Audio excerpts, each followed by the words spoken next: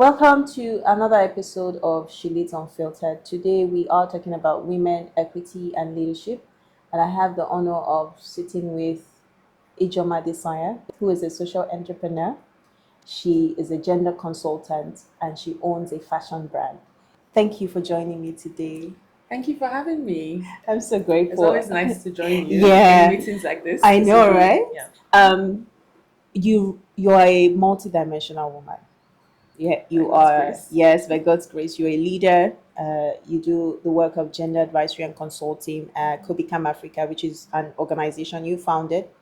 You also own 𝗦𝗵𝗲, which is your fashion brand, and you have your pieces across Africa, Yes. right? And you also do coaching. You coach women at Every Good Work, Good Work company. Yes.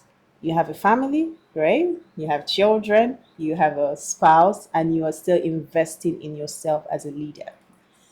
That looks like that's a multidimensional life, and I know that more women need to come into the awareness of this multidimensional life and how we can thrive in it. So share with us some of the lessons from your journey, what your journey has been like setting up these three organizations and the people you serve, and also the people you serve in your home as well as a leader. Yeah.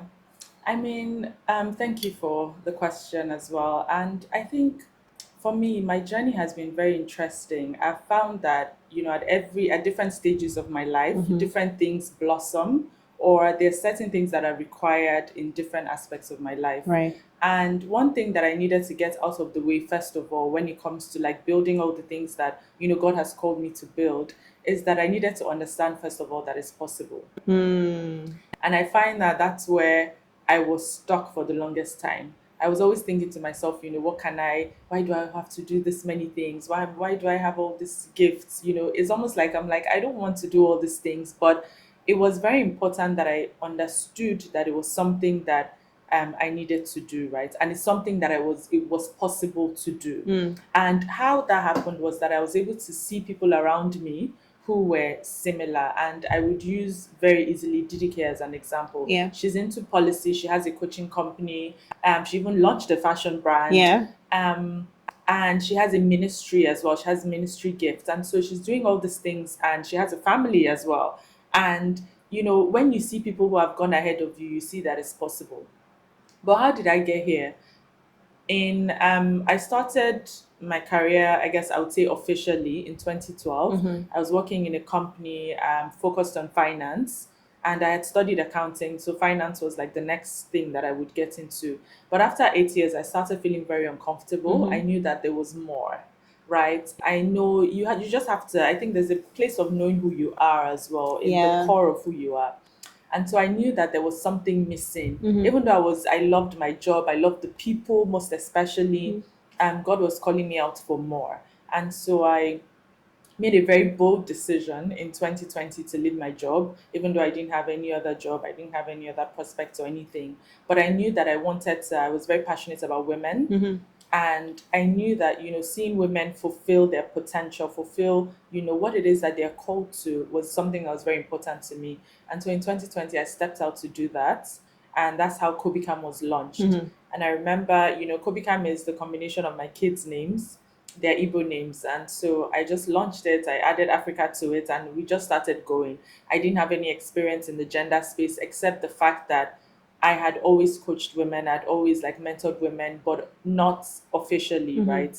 And so I started 𝗬𝗬𝗲. We started out, just pouring into female entrepreneurs. So we started doing workshops, we started doing webinars, teaching on certain topics that, we found women were lacking in. One of those topics is like, finance, how to Right. manage the finances in your business, or even, how to know your worth in terms of charging what you deserve, right? Things like that. And even personal branding, marketing.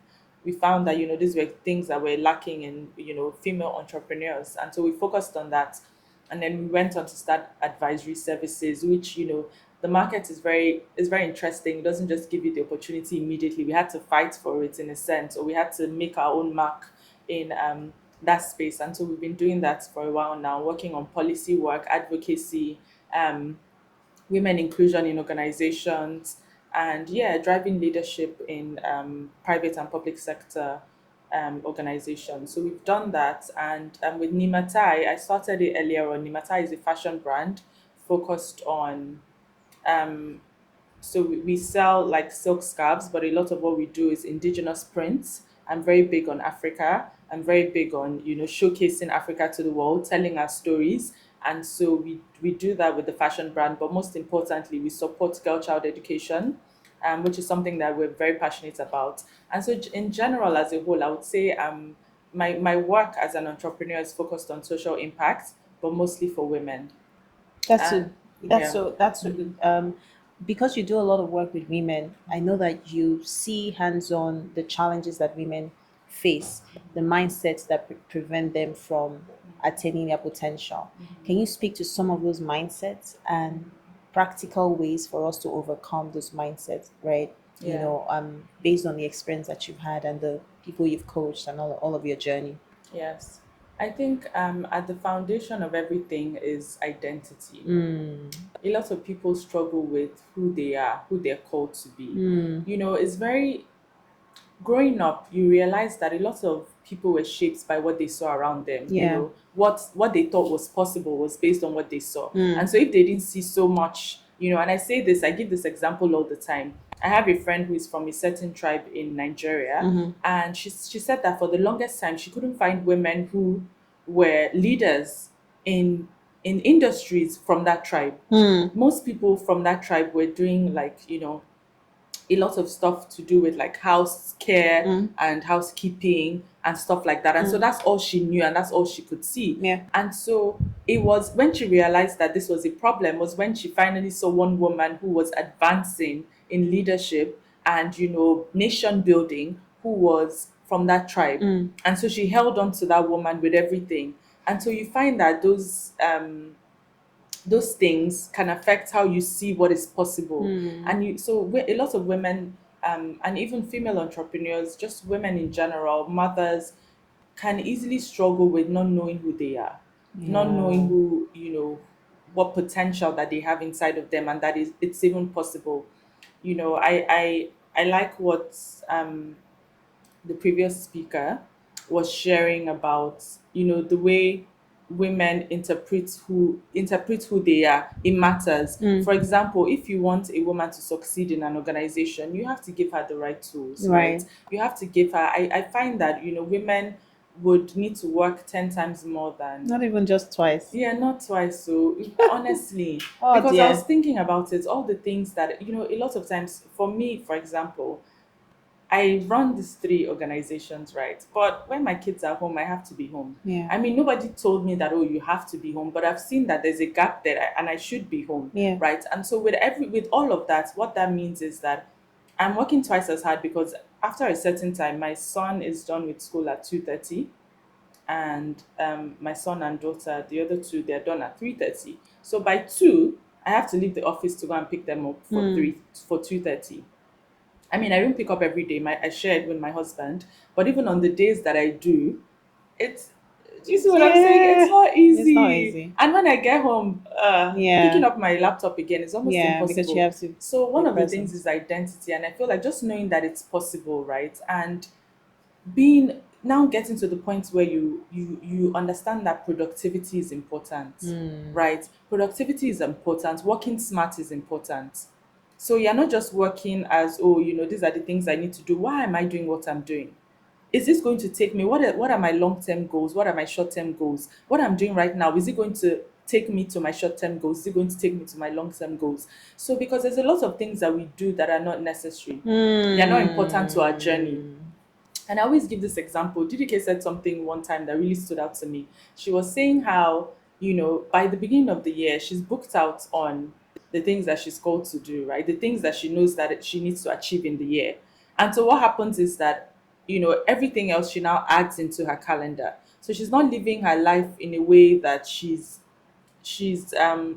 waiting for opportunities to come to her. She's going out and getting those opportunities.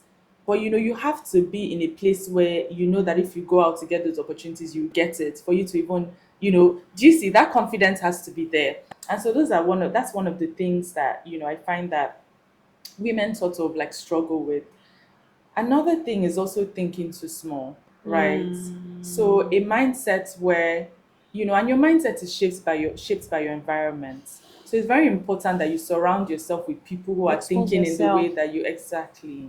I saw something somewhere and it says, your vision would change your appetite. So It good. would change the people that you spend time with. So It would good. change the way that you do things. You see what I'm saying? You will Yeah. realize that, look, this thing is not going to happen by itself. Yeah. I need to put in the work, right? But then knowing the structures that you have available, and it's very important to. I'm not saying that you should. There's this thing about, oh, can you have it all? And one thing I would say is that, what is most important to you, so that that thing is not suffering. There are some things that you can let slip, honestly, because it's not at the, if you call the top five things are important, they are not top five. So what are your own top five? What Right. is important to you? Because I find that sometimes we're majoring in the minor.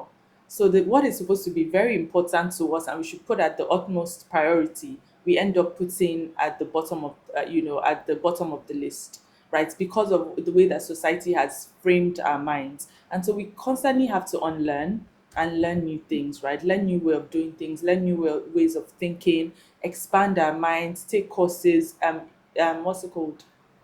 Improve yourself, like work on your own personal development as well. That should be top priority to you. That's Yeah. so good because I was just, as you were speaking, I was thinking about the journey of leadership for a woman. And I love the fact that you've ended with personal development Yeah. because with the demands, the multiple demands, there's now the need to consistently develop yourself if you're going to rise to leadership. Yes. You're leading different organizations, you have to deal with multiple stakeholders, right? Yes. What are some of the key skill sets that you found that it's important for every woman to have as you journey through motherhood, journey through being a social impact entrepreneur, being, having a fashion brand? What are some of the skills you found is in terms of leadership that has helped you, right? And you think Yeah. that women need to invest in those skills? Yeah. So the first one I would say is self-governance. So good.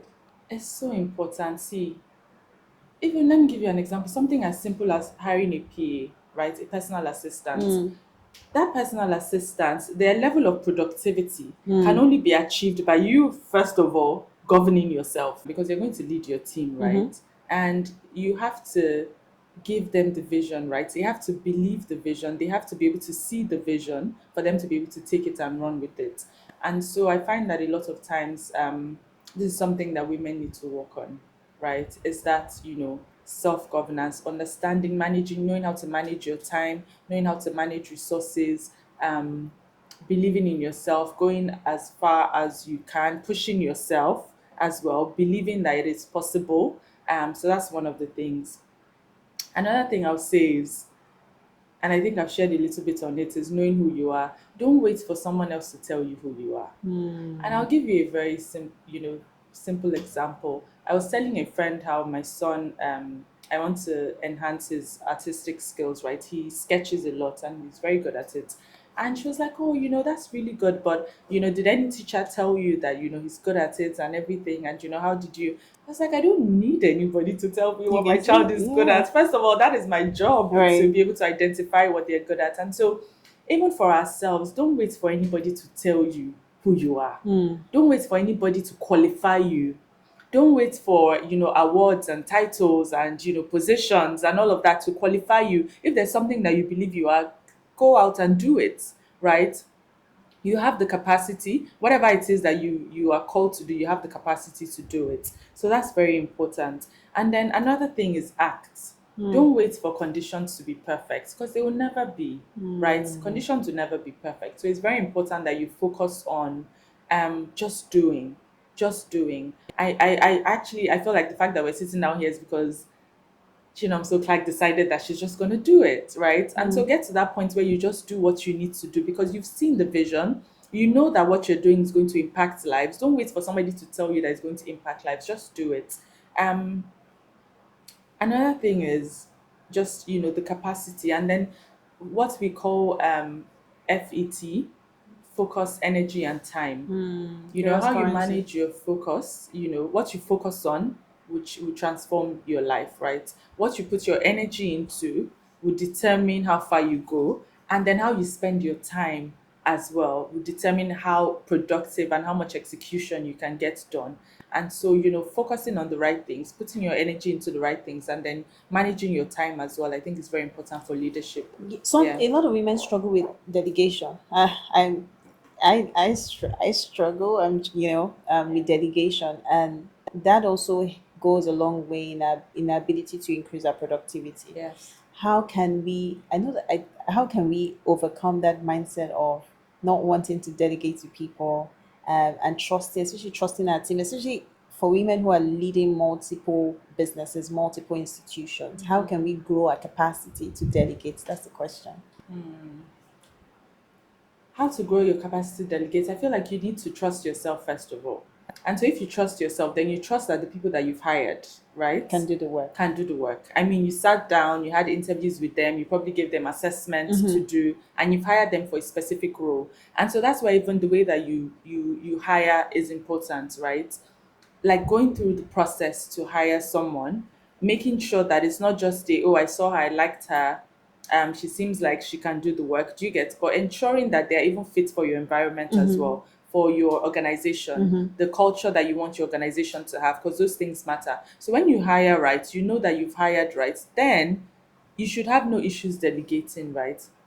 But I think it's first trusting yourself, and then trusting yourself to be able to hire the right people and then give the team the work to do, right? You're Yeah. giving them responsibility. Yeah, giving them Yeah, responsibility. yeah. You, because of your work, you do a lot.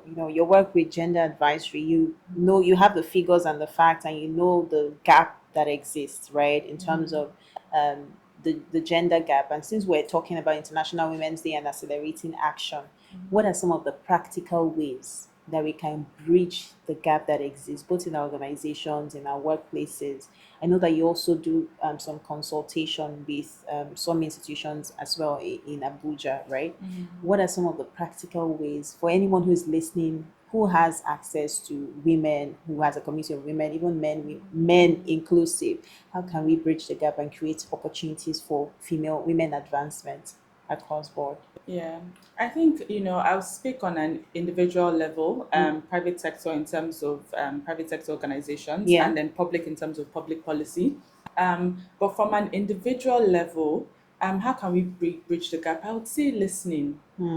Like, I find that, a woman will come into the office, maybe she's dealing with something, listening and not just thinking that, oh, she's just doing that because she's looking for pity or something. I think really understanding the dynamics to which people are dealing, especially in our country, Yeah. Nigeria, right? And even globally, there are different dynamics, Yeah. right? So it's not just Nigeria has its issues and everything, but everywhere else as well, there are situations that, women face. And I think so on an individual level, it's first um, understanding your staff, getting to know them, getting to understand, what they're about and where they are at, right? On a private sector level, I think it's putting in the right infrastructure, putting in the right flexibility. I think COVID came and then it allowed us to have Remote work. remote work and stuff like that. But even with remote work, women still struggle because guess what? They don't have there's situations where they don't have any help at home and they're working remotely. And so they're watching their child, they're trying to work there. Do you get they're balancing too many things at the same time? So it's even finding avenues that work for them. So apart from remote work, when they come into the office, do you have a crush?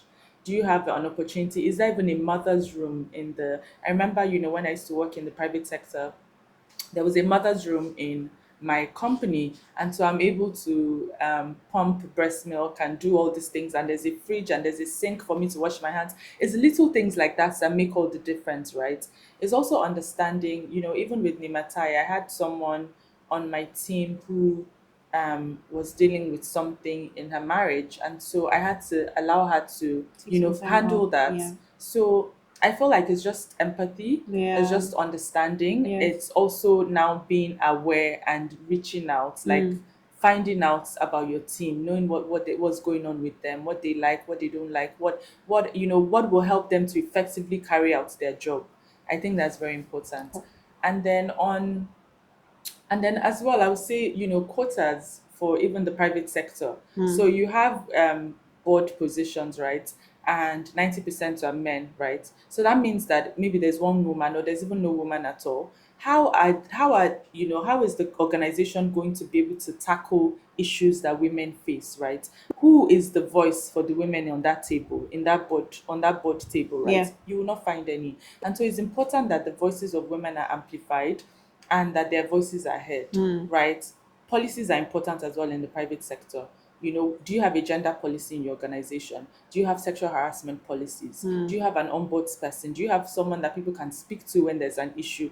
And then is it clear that there's no retaliation policy as Right. well? So you've put in all those systems in place. People come and they're able to air their views and share. But is it clear to everyone in the organization that there's a no retaliation policy? If there's a no retaliation policy, what is it? People need to be aware of it. And then how often are you reiterating your policies as well? Because organizations will have policies and it's just there gathering dust somewhere. Nobody even knows yes or is about aware it. of what is Yeah. going on there. Yeah. And so these things are important for women to feel heard, for women to feel safe. And the fact that, women contribute just as much as men, right? Yeah. Yeah, so it's important that in the private sector, there's always they've put in structures in place that allow the reiteration of the policies that they have in place, right? And so that everyone is aware of it. And so it's not just somewhere gathering dust Yeah. and no one is talking about it. And then for policy as well, and in the public sector, you find that, for example, in Nigeria, about 49.7% of the population are women, right? Are female. I even feel like that number is more. Yeah, it probably is, but at least 50%. So, but what are we doing to ensure that that 50%, if you look at it, even with female entrepreneurs, you find that a lot of them are in the informal sector. Yeah. They're in the informal sector in that they are not doing the everyday getting a salary type of thing. They're doing, manual work and they're not getting paid for it, right? If you find that a lot of women are just taking care of their children, which is labor, but it's unpaid labor, right? And so how do we get more women active in the economy? You can imagine if we have more women active in the economy, it means that the economy will thrive. That's 50% of your population that you're ensuring is actively involved in the economy. And so what do? We put in policies, even with the MSME policies, with entrepreneurial policies, we put in policies that ensure that women are thriving. We put in policies to ensure that women are included in programs, in projects, in policy work, in just anything that would, allow them to contribute significantly to the economy and for them to also feel like they're a part of the advancement of their country. Yeah. I think that speaks to the work we do, and the work you do at Every Good Work and Co, and also the work I do with Lead for Good Africa, because what we're doing is we're just advancing the cause of women, empowering our women to be able to rise to that place of Yes. meaningful contribution. Yes. And our hope is that through this conversation, more female leaders can emerge, because the Yes. more we have more of our kind, Yes. then we can actually make progress as a people, and that's what we want. We want our Yes. progress as a continent to be collective. To conclude our conversation, I want to ask you to give an advice to a young emerging female leader who is multidimensional like yourself. What would you tell her? I find that I have multiple passions, multiple interests. How can I, just go on the journey of living out those multiple interests, just like you are doing with your own life? Yeah, I'll say take it one day at a time. So you have a lot of things that you're doing or that you feel called to do. Take it one day at a time, build brick by brick. A lot of times you don't see how much progress you're making until later on. So you can imagine if you're just looking at the everyday and it looks like, oh, nothing is happening, you will quit. So I would say take it one day at a time. Trust that, as you put one foot in front of the other, you're building something that would last. And then focus on your why. Why are you doing what you're doing? So it's not just that I'm doing multiple things. Everybody will look at me. I'm just multidimensional. I just have so many things. No, but why are you doing what you're doing? What are you looking to achieve? Let that vision, put it up on the board somewhere. Put a picture of where you're trying to get to. Focus on who you're doing it for, right? Because it's very important. Why are you doing what you're doing? Who are you doing it for? What is the impact that it can have if you do what you're called to do? Sometimes when I look at, for example, my work with 𝗵𝗵, you see that, if you increase the economic empowerment of women, GDP will increase in Yeah. Africa by Yeah. at least 15%. Yeah. So, and that affects everybody, male and female, Yeah. right? It affects everybody. So, and for me, there's no better joy than seeing women fulfill their potential. That is my gift. That is my calling, right? Is that women fulfill their potential. So the question is, why are you doing what you're doing? When I think about this, for me, that is what drives me, right? So even when it gets tough, even when it looks, impossible, even when you get roadblocks, you trust that, where you're heading, is possible and you can achieve it. And so your why is what sort of sets you apart and is what drives you and is what sustains you when the journey gets tough. So yeah. Brilliant. Thank you so much. That's a good place for us to close. Don't forget your why. Your why is what drives you, is what sustains you, is what anchors you as you build, your multiple businesses, multiple organizations. If you're leading multiple organizations like Ijeoma has shared. Thank you so much for joining me on Thank you this for episode. having So me. grateful.